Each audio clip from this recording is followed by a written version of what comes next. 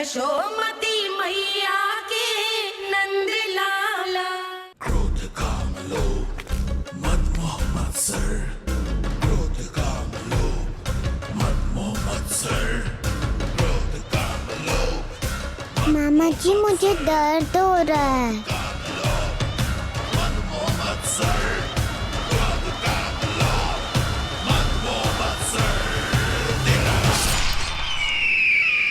स्वामी, ये कीर्तिमान के लिए कैसा लग रहा है? ये लीजिए स्वामी।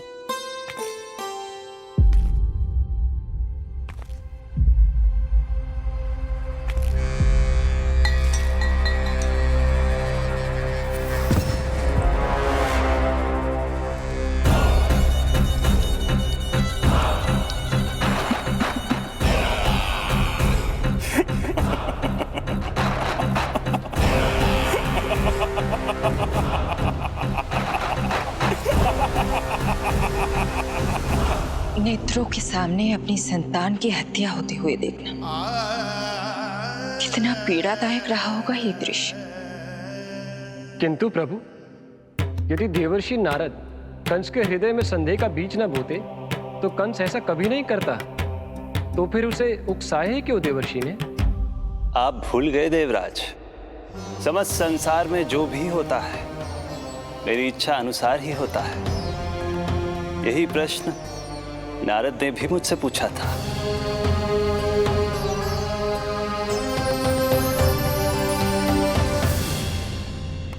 नारायण नारायण।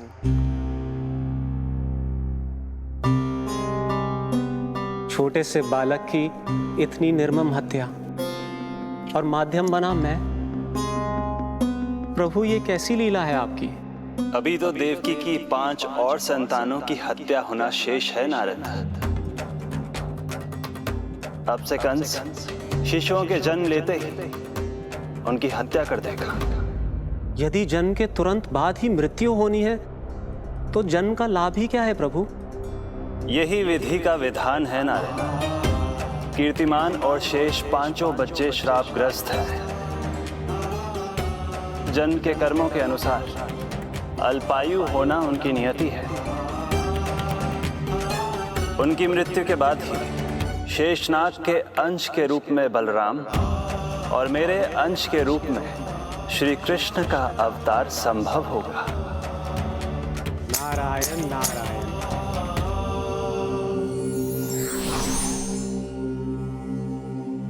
देवकी के पुत्र एक के बाद एक जन्म लेते रहे और उनकी हत्या कर कंस अपने पापों की संख्या में वृद्धि करता रहा।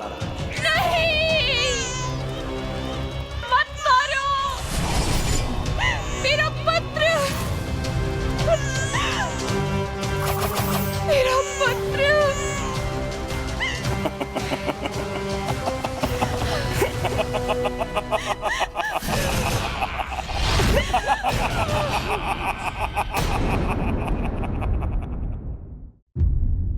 अब उसकी क्रूरता की कथा ऐसे मोड़ पर आ पहुंची जहां से वापसी असंभव है,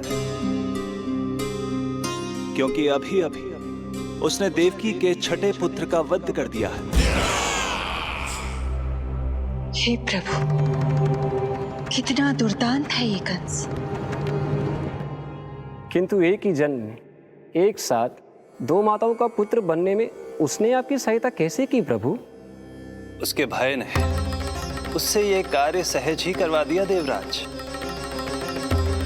जन्म लेते ही माता देवकी के सभी पुत्रों की हत्या कर उसने मुझे विवश कर दिया है। अब जीवित रहने के लिए मेरे अवतार को माता देवकी की कोख से जन्म लेने के तुरंत बाद मैया यशोदा के पास गोकुल जाना ही होगा। और इस प्रकार कंस के कारण एक ही जन्म में 2 माताओं का पुत्र बनने का आपका वचन सत्य सिद्ध होगा। आपकी लीला अपरंपार है प्रभु। आप सब अब निश्चिंत होकर जाइए। मेरे अवतार के जन्म होने की घड़ी अब निकट ही है। हम धन्य हुए प्रभु। हम धन्य हुए प्रभु।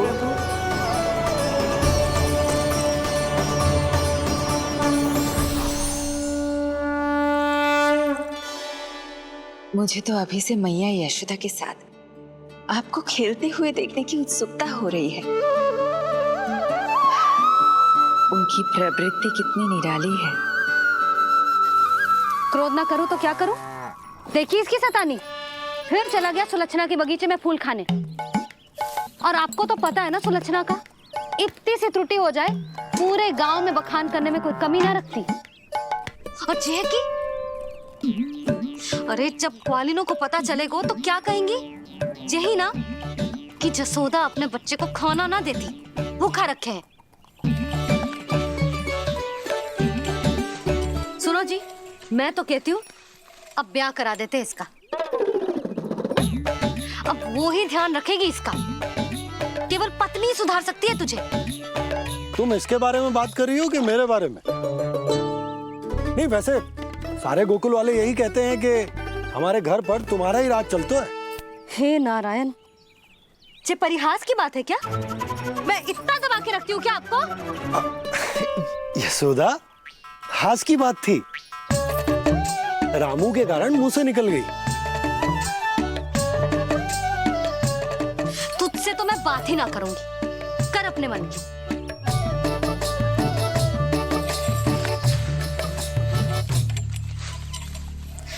पता है तुझे कितना क्रोध आता है जब तू ऐसे बिना बताए घर से चला जाता है। प्रेम है जे मेरा, चिंता है मेरी। तुझे कुछ हो जाए तो अपना लल्ला माना है तुझे।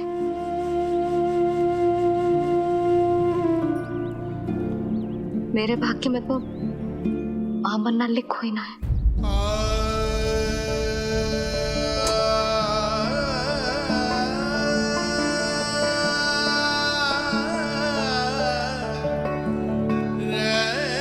यशोदा,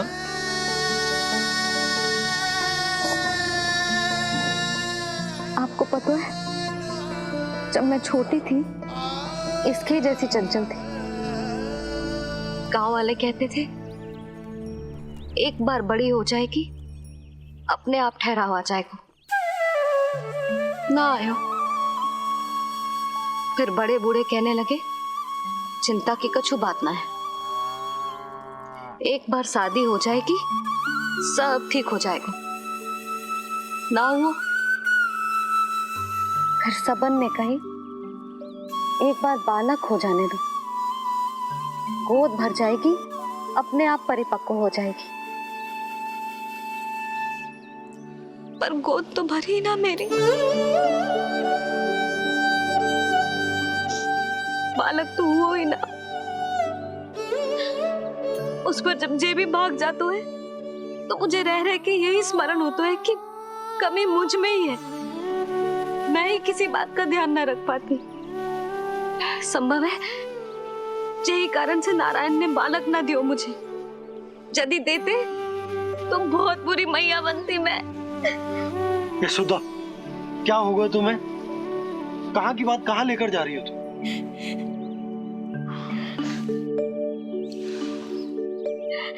बालक अवश्य होगा हमें,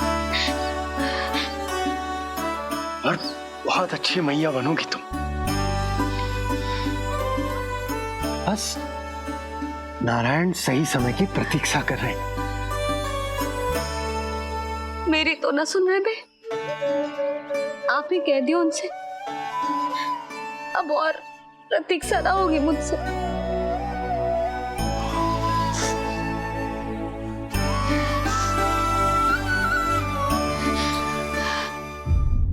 प्रतीक्षा तो अब मुझसे भी नहीं हो रही मैया।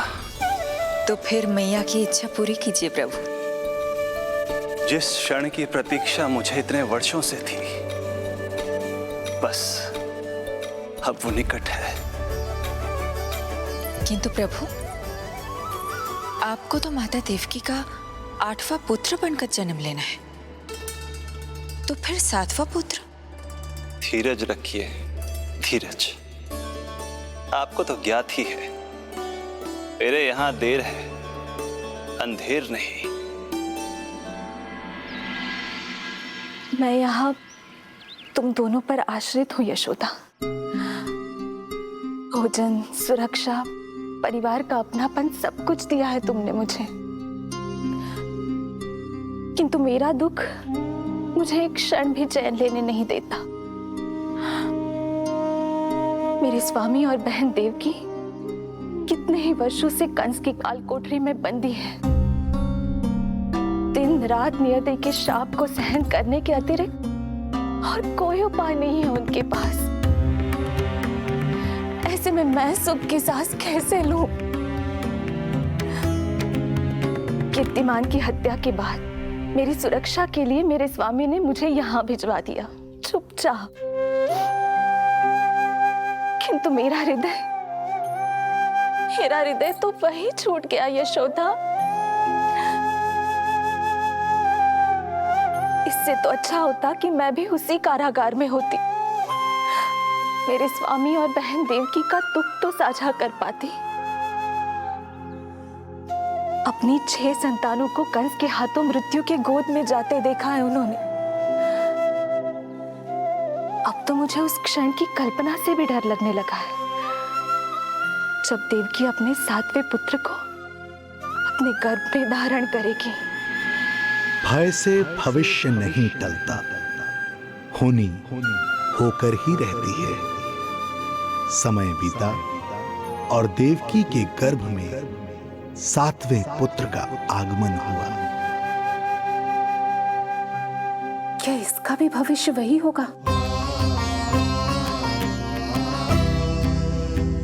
जिसके भाइयों का हुआ था? इस बंदी गृह की दीवारें, प्रत्येक ईंट, प्रत्येक पत्थर, यहां तक कि यहां की वायु भी उस कंस की बंदी है। अब तक तो उसे सूचना भी मिल चुकी होगी। वो निर्दयी क्रूर प्रतीक्षा कर रहा होगा कि कब तुम्हें प्रसव हो और कब उसकी तलवार हमारे नन्हे शिशु, हमारी 7वीं संतान का रक्त पिए।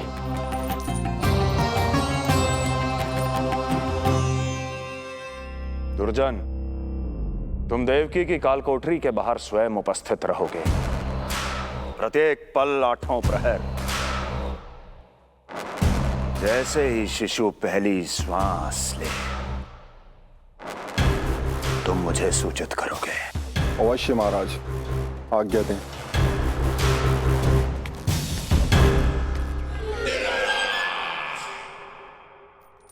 कुछ कीजिए स्वामी, कुछ कीजिए।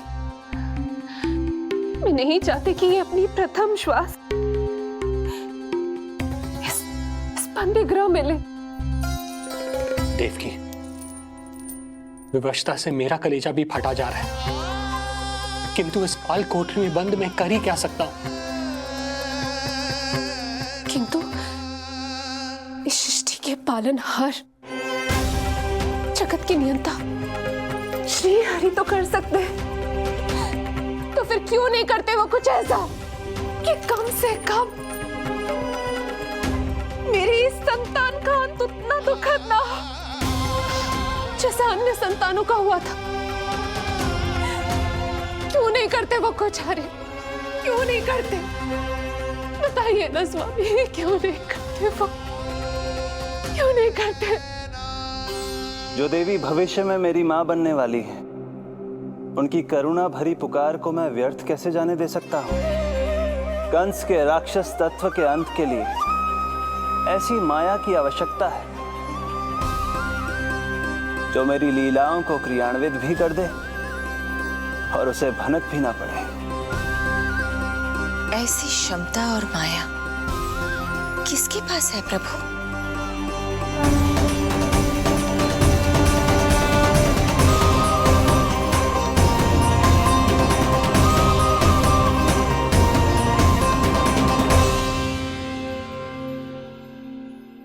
ओम नमो आकर्षिणी ज्वाला मालिनी, ओम नमो भगवती क्लेशनाशिनी।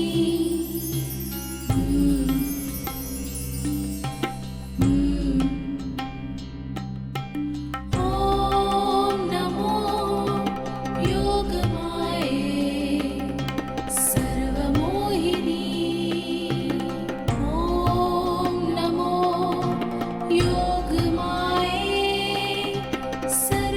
आज्ञा दीजिए प्रभु। माता देवकी का गर्भपात करके उस संतान को रानी रोहिणी के गर्भ में स्थापित कीजिए देवी।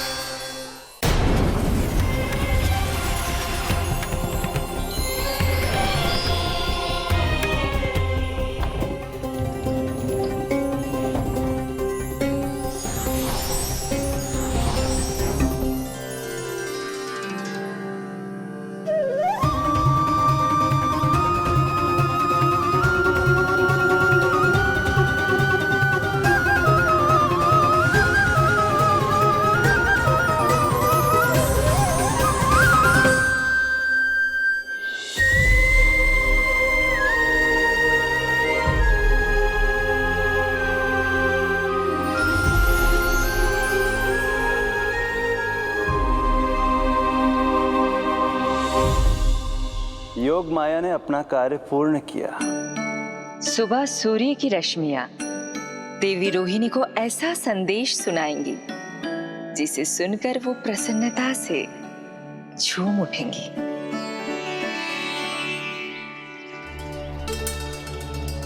यादव कुल के नए राजकुमार के आगमन पर बहुत बहुत शुभकामनाएं रानी।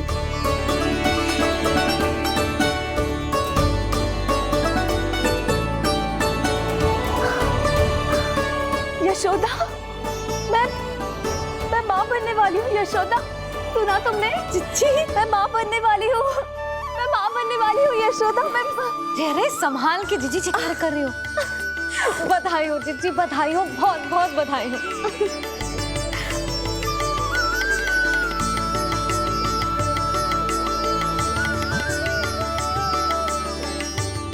विधि का विधान भी विचित्र होता है। रोहिणी, जिनका ये पुत्र नहीं है, वो प्रसन्न है, किंतु देवकी, जिनका ये पुत्र है, वो व्याकुल है।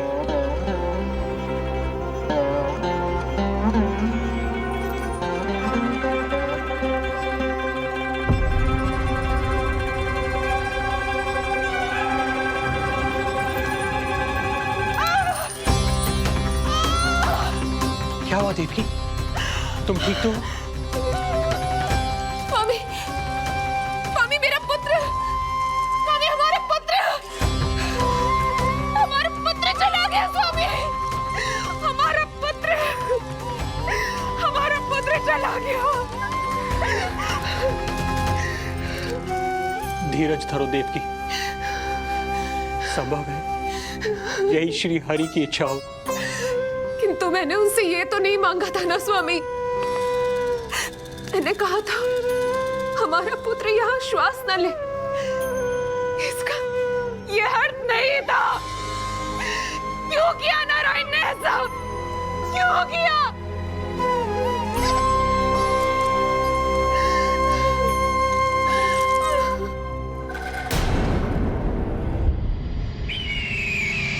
तो ये सत्य है महाराज, राजकुमारी देवकी का गर्भपात हो गया है। बच गया वो शिशु। किंतु यदि मेरे हाथों उसकी मृत्यु होती तो अधिक कष्ट होता उसे। सुख में समय पंख लगाकर उड़ता है। शीघ्र ही रोहिणी के प्रसव का दिन आ पहुंचा और उसने एक स्वस्थ और सुंदर बालक को जन्म दिया।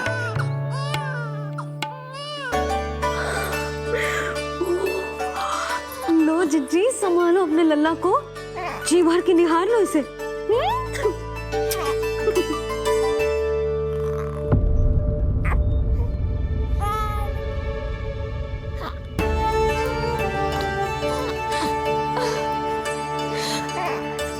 मेरा पुत्र राजकुमार।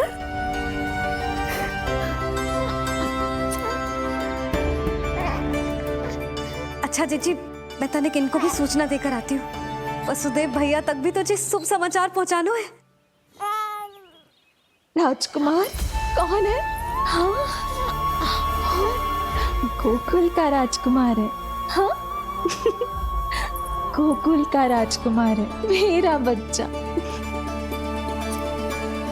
बल तो इतना है कि पूछो ही मत आप। एक बार उंगली पकड़ लेना तो उसके बाद छुड़ाना अत्यंत कठिन हो जाता है। और दृष्टि दृष्टि ऐसी कि एक बार में मन मोह ले। भगवान श्री राम की भांति सबको प्रसन्न रखता है। बस तो फिर उसका नाम बल राम रखना। तो फिर उसका नाम बल राम रखना। देवकी, बधाई हो, तुम छोटी मां बन गई। भैया, आप दोनों कछु चिंता ना करियो। बलराम का लालन पालन मेरा उत्तरदायित्व है। उसे कछु कमी ना होने दूंगा मैं।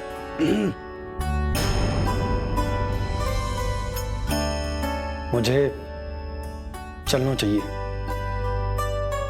कितने वर्षों बाद तुम्हारे कारण शुभ समाचार मिला है हमें।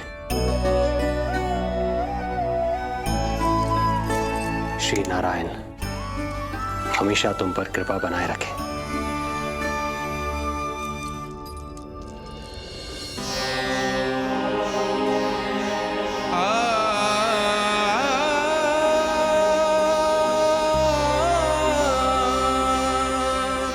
आपको बहुत बहुत बधाई हो स्वामी।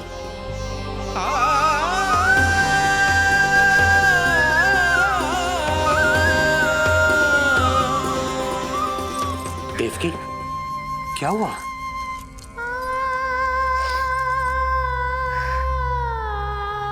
कुछ नहीं। रोहिणी दीदी ने हमको वो सुख दे दिया जो मैं कभी ना दे सकी। उन्होंने आपको संतान दे दी, किंतु मैं देवकी,